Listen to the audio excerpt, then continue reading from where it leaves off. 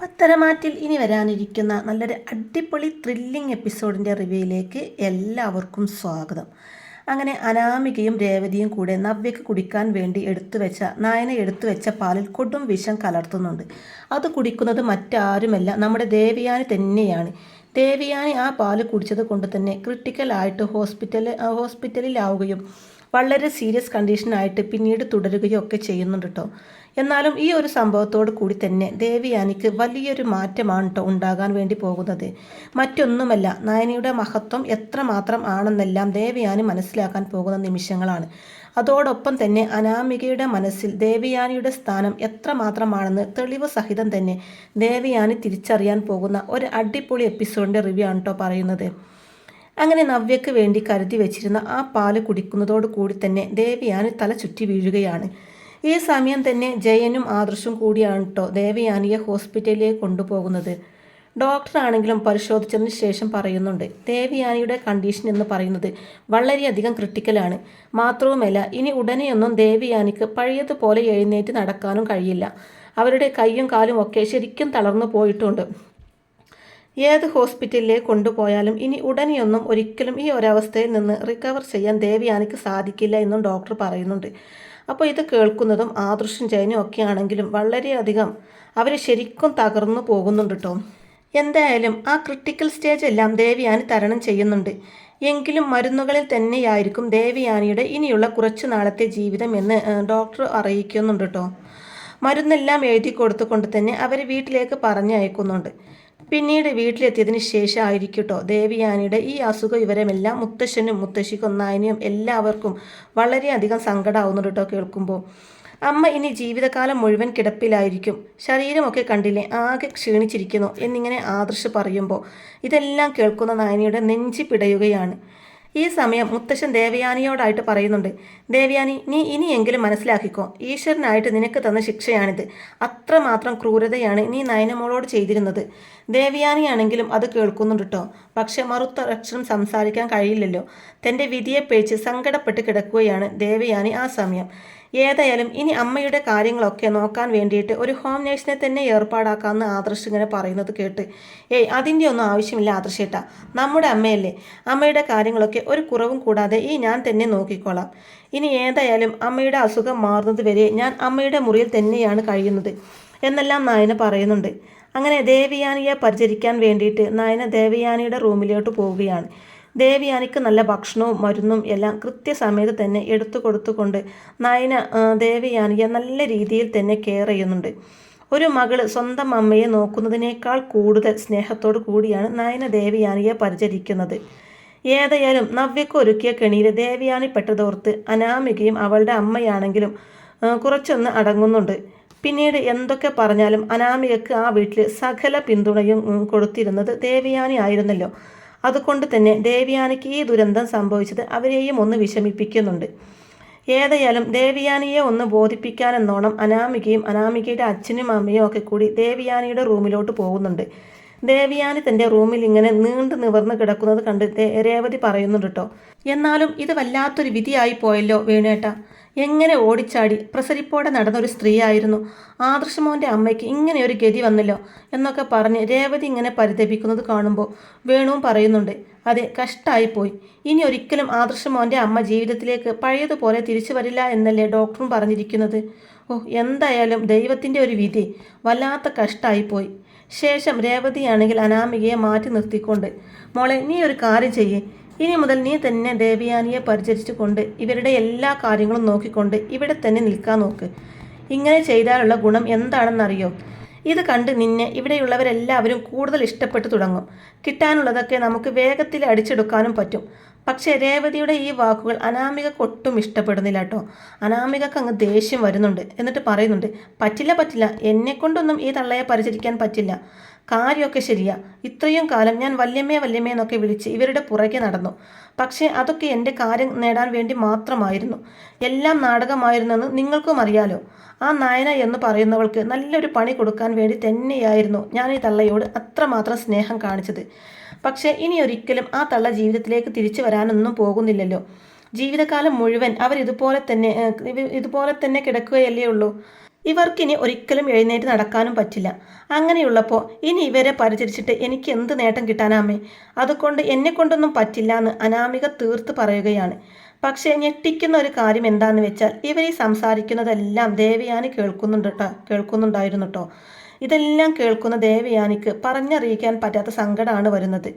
നിറ കണ്ണുകളോടെ ദേവയാനി മനസ്സിൽ വിചാരിക്കുന്നുണ്ട്, അനാമിക മോളെ, എന്നാലും ഞാൻ നിന്നെ എൻ്റെ സ്വന്തം മോളെ പോലെ അല്ലേടി സ്നേഹിച്ചത്. ഇപ്പോൾ എൻ്റെ ജീവിതത്തിലേക്ക് ഇങ്ങനെ ഒരു അവസ്ഥ വന്നപ്പോൾ നീയും എന്നെ കൈയൊഴുകയാണോ? അപ്പോൾ നിന്റെ മനസ്സിലിരിപ്പ് ഇങ്ങനെയൊക്കെ ആയിരുന്നില്ലേ? ദൈവമേ, എൻ്റെ ജീവിതത്തിൽ ഇങ്ങനെയൊരു അവസ്ഥ വന്നപ്പോഴാണല്ലോ എൻ്റെ കൂടെ ആരൊക്കെ നിൽക്കും, എന്നെ ആരൊക്കെ തള്ളിപ്പറയും എന്ന കാര്യങ്ങളൊക്കെ എനിക്ക് മനസ്സിലാക്കാൻ പറ്റിയത്. ഇത്രയും കാലം ഞാൻ ഇവളെയാണല്ലോ സ്വന്തം മകളെ പോലെ സ്നേഹിച്ച് തലയിൽ കയറ്റി നടന്ന് എന്നൊക്കെ ചിന്തിച്ചുകൊണ്ട് ദേവയാനിക്ക് തന്നെ ഒത്തിരി സങ്കടമാവുന്നുണ്ട് കേട്ടോ. തകർന്നു പോകുന്നുണ്ട് ദേവയാനി ശരിക്കും. ദേവയാനിയുടെ രണ്ട് കണ്ണുകളും നിറഞ്ഞൊഴുകുന്നുണ്ട്. ദേവയാനിയുടെ കണ്ണിൽ നിന്നിങ്ങനെ കണ്ണുനീര് വരുന്നത് കാണുന്ന നയനയാണെങ്കിൽ, അയ്യോ അമ്മേ, അമ്മ എന്തിനാ ഇങ്ങനെ കരയുന്നത്? എന്താ അമ്മേ, ഇനി ഒരിക്കലും ഡോക്ടർ പറഞ്ഞതുപോലെ എഴുന്നേറ്റ് നടക്കാൻ കഴിയില്ല എന്ന് വിചാരിച്ചിട്ടാണോ അമ്മ വിഷമിക്കുന്നത്? എന്നാൽ അങ്ങനെയൊന്നും ചിന്തിച്ച് എൻ്റെ അമ്മ വിഷമിക്കേണ്ട കേട്ടോ. എൻ്റെ അമ്മയുടെ അസുഖമൊക്കെ മാറും, എത്രയും പെട്ടെന്ന് തന്നെ മാറും. അസുഖമെല്ലാം മാറി അമ്മ ഓടിച്ചാടി പെട്ടെന്ന് തന്നെ എഴുന്നേറ്റ് നടക്കാൻ വേണ്ടി ഞാനും ഈ 41 ദിവസം വ്രതം എടുത്തിട്ടുണ്ട്. അതുകൊണ്ട് തന്നെ എൻ്റെ അമ്മയ്ക്ക് ഒന്നും സംഭവിക്കില്ല എന്നൊക്കെ പറഞ്ഞുകൊണ്ട് ദേവയാനിയെ ഇങ്ങനെ ആശ്വസിപ്പിക്കുന്നത് വേറെ ആരുമല്ല, നമ്മുടെ നയന തന്നെയാണ് കേട്ടോ. ദേവയാനി ശത്രുവായി കരുതിയിരുന്ന നയന തന്നെ. അങ്ങനെ നയനയുടെ ആ ഒരു ആത്മാർത്ഥ സ്നേഹവും കെയറിങ്ങും ഒക്കെ കാണുന്ന സമയത്ത് ദേവയാനിക്കാണെങ്കിലും വളരെയധികം സങ്കടമാവുന്നുണ്ട്. ദൈവമേ, ഇത്രമാത്രം നന്മയുള്ള തൻ്റെ നയനമോളെയായിരുന്നല്ലോ താൻ ഇത്രയും കാലം വിട്ട് കഷ്ടപ്പെടുത്തിയതെന്നൊക്കെ ആയിരിക്കട്ടോ ദേവയാനി ചിന്തിക്കുന്നത്. എന്നിട്ട് ഒട്ടും വയ്യാത്ത ദേവയാനിയെ ഒരു വീൽ ചെയറിലേക്ക് ഇരുത്തിയതിന് ശേഷം നയനയാവട്ടെ അനന്തപുരിയുടെ പരിസരമൊക്കെ ചുറ്റി കാണിക്കുന്നുണ്ട് കേട്ടോ. എന്നാൽ അനന്തപുരി തറവാടിൻ്റെ വീടും പരിസരവും എല്ലാം തന്നെ ദേവയാനിക്ക് ഇങ്ങനെ ചുറ്റി കാണിച്ചു കൊടുക്കുന്ന സമയത്ത് അവരെ പുച്ഛത്തോടെ തന്നെ കളിയാക്കി ചിരിക്കായിരിക്കട്ടോ രേവതിയും അനാമികയും.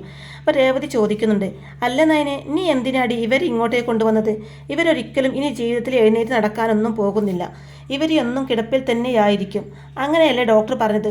അതുകൊണ്ട് ഇനി മുതൽ ഇവരുടെ ജീവിതം 4 ചുവരുകൾക്കുള്ളിൽ ഒതുങ്ങും എന്നൊക്കെ രേവതി പറയുന്നത് കേൾക്കുമ്പോൾ നയനക്ക് ശരിക്കും ദേഷ്യം വരുന്നുണ്ട് കേട്ടോ. എന്നിട്ട് ചോദിക്കുന്നുണ്ട്, അതെന്താ, എൻ്റെ അമ്മയുടെ വിധി എന്താണെന്ന് തീരുമാനിക്കുന്നത് നിങ്ങളാണോ? എൻ്റെ അമ്മയ്ക്ക് പഴയതുപോലെ ആവാൻ പറ്റും, അങ്ങനെ ആക്കിയെടുക്കാൻ എന്നെ കൊണ്ട് പറ്റും. എനിക്കെതിരെ നല്ല ആത്മവിശ്വാസമുണ്ട്. നിങ്ങൾ വെറുതെ എൻ്റെ അമ്മയെ കളിയാക്കാൻ നിൽക്കണ്ട എന്നൊക്കെ പറഞ്ഞ് അവർക്ക് നല്ല ചുട്ട മറുപടി തന്നെ കൊടുക്കുന്നുണ്ട് കേട്ടോ നയന. പിന്നീട് അങ്ങനെ 41 ദിവസം കഴിയുമ്പോഴേക്കും ആദർശിൻ്റെ വ്രതമൊക്കെ അവസാനിക്കുന്നുണ്ട്. ആദർശും അനിയന്മാരും ജയനും അജയനും എല്ലാം മല ചവിട്ടി തിരിച്ച് ആനന്ദപുരി വീട്ടിലേക്ക് വരുന്ന സമയം കൊണ്ട് തന്നെ ദേവയാനിയുടെ അസുഖം പൂർണ്ണമായിട്ട് സുഖമാവുന്നുണ്ട്. ദേവയാനിക്ക് പഴയതുപോലെ ഓടിച്ചാടി വീട്ടിലെ എല്ലായിടത്തും പഴയതിലും സ്മാർട്ടായിട്ട് നടക്കുന്ന സമയത്ത് ആദർശിനും എല്ലാവർക്കും വലിയ സന്തോഷമാവും. മുത്തശ്ശി പറയുന്നുണ്ട്, ഡോക്ടർമാർ പോലും വിധി എഴുതിയതാണ് ഇനി ഒരിക്കലും ദേവയാനി എഴുന്നേറ്റ് നടക്കില്ല എന്ന്. ഡോക്ടർമാർ പോലും തള്ളിക്കളഞ്ഞതാണ് ദേവയാനിയുടെ ജീവിതം. എന്നാൽ നയനമോളുടെ ഒറ്റ കഴിവ് കൊണ്ട് മാത്രമാണ് ഇന്ന് ദേവയാനി എഴുന്നേറ്റ് നടക്കുന്നത്. എന്നാൽ മുത്തശ്ശിയുടെ ഈ വാക്കുകളെല്ലാം കേൾക്കുമ്പോൾ ദേവയാനി പറയുന്നുണ്ട്, അതേ അമ്മേ, അമ്മ പറഞ്ഞതെല്ലാം ശരിയാണ്.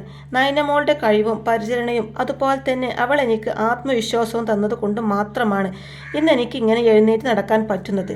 ഞാൻ ഇത്രമാത്രം തല്ലി നോവിച്ചും കൊടും ക്രൂരതകളെല്ലാം ചെയ്തത് ഇത്രമാത്രം സ്നേഹമുള്ള ഒരു മോളെയായിരുന്നല്ലോ. കുറ്റബോധം കൊണ്ട് എൻ്റെ നെഞ്ച് നീറിപ്പുകയാണ്. പാവം നയനമോള്, ഞാൻ അവളെ ഒത്തിരി അധികം ശിക്ഷിച്ചു. അതിനുള്ള ശിക്ഷയാണ് എനിക്ക് ദൈവം തന്നത്. എൻ്റെ നയനമോളോട് ഞാൻ ഇത്രയും കാലം കാണിച്ച ക്രൂരതകൾക്കെല്ലാം എനിക്ക് പ്രായശ്ചിത്തം ചെയ്തേ പറ്റൂ. അത് മാത്രമായിരിക്കും ഇനി എൻ്റെ ജീവിത ലക്ഷ്യം എന്നൊക്കെ പറയുന്നുണ്ട് ദേവയാനി.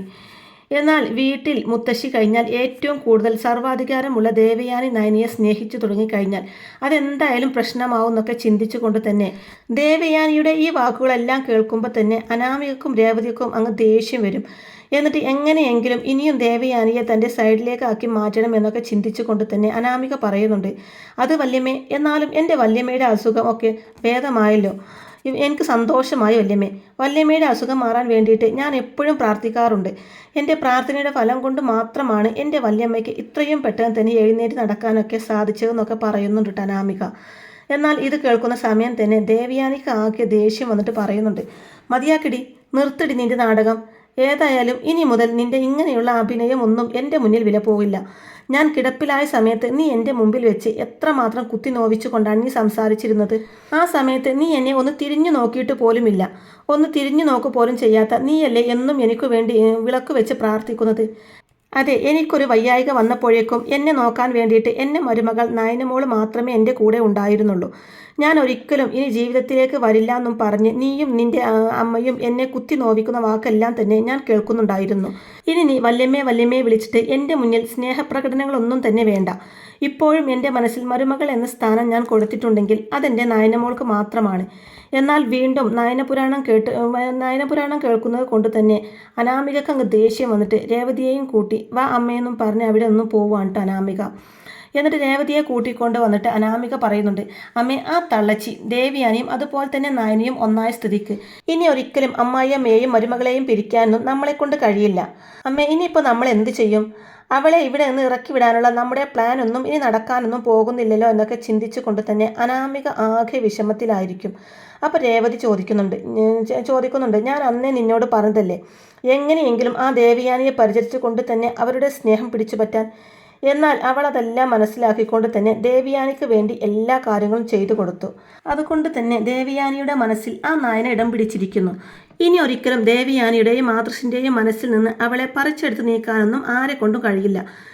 ദൈവം തമ്പുരാൻ വിചാരിച്ചാൽ പോലും ദേവിയാനിയെയും നയനയെയും പിരിക്കാൻ ആരെ കൊണ്ടും സാധിക്കില്ല എന്നൊക്കെ പറയാണ്ട് രേവതി. അപ്പോൾ അനാമിക ചോദിക്കുന്നുണ്ട്, ഞാൻ വിചാരിച്ചോ ആ തള്ള ഇത്രയും പെട്ടെന്ന് തന്നെ എഴുന്നേറ്റ് നടക്കുമെന്ന്? അവരായുഷ്കാലം മുഴുവൻ ഒരേ ഒരു കിടപ്പങ്ങ് കിടന്നു പോകുമെന്നല്ലേ ഡോക്ടർമാർ പോലും വിധി എഴുതിയിരുന്നത്. എന്നാൽ അവിടെയും ആ നായനെ വിജയിച്ചല്ലോ എന്നൊക്കെ പറഞ്ഞ് ദേഷ്യം വന്ന് പൊട്ടിക്കരയാൻ തുടങ്ങുകയാണ് അനാമിക. ഈ സമയത്തൊക്കെ ദേവയാനി ആവട്ടെ കുറ്റബോധം കൊണ്ട് നീറിപ്പുകയാണ്. എന്നിട്ട് ഒരു കാര്യം സംസാരിക്കാനുണ്ടെന്നൊക്കെ പറഞ്ഞ് ആദർശിനെയും നയനിയെയും അടുത്തേക്ക് വിളിച്ചു വരുത്തുന്നുണ്ട് ദേവയാനി. മനസ്സിലൊരു 1000 തവണയെങ്കിലും ദേവയാനി നയനിയോട് മാപ്പ് പറഞ്ഞിട്ടുണ്ടാവും. എന്നിട്ട് ആദർശിനെയും നയനിയെയും തൻ്റെ അടുക്കലേക്ക് വിളിച്ചു വരുത്തിയിട്ട് ദേവയാനി പറയുന്നുണ്ട്, മക്കളെ, നിങ്ങളുടെ 2 പേരുടെയും ഹണിമൂൺ ട്രിപ്പ് എല്ലാം മുടക്കിയത് കൊണ്ടാണ് അമ്മയ്ക്ക് ഇങ്ങനെയൊക്കെ സംഭവിച്ചത്. അതുകൊണ്ട് ഈ അമ്മയോട് എൻ്റെ മക്കൾ ക്ഷമിക്കണം എന്നൊക്കെ പറഞ്ഞുകൊണ്ട് തന്നെ ദേവയാനി അവർക്ക് മുമ്പിൽ അങ്ങ് പൊട്ടിക്കരയുന്നുണ്ട്. അപ്പോഴേക്കും നയന പറയുന്നുണ്ട്, അമ്മ എന്താ ഈ ചെയ്യുന്നത്?